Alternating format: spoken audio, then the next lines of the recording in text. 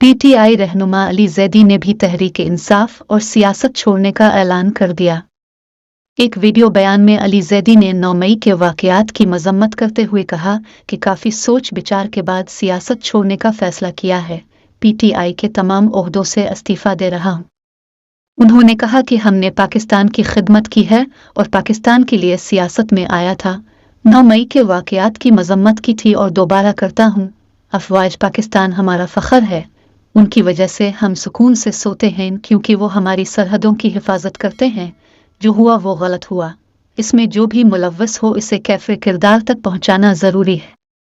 उन्होंने कहा कि काफ़ी सोच विचार के बाद ये फैसला किया, जो मुश्किल फैसला था, आसान फैसला नहीं था। फैसला किया है कि सियासत छोड़ दूंगा। जब सियासत छोड़ दूंगा तो पीटीआई में भी जो ओहदा है मैंने समेत सबसे इस्तीफ़ा देता हूँ। पाकिस्तान की खिदमत करने की कोशिश करूँगा।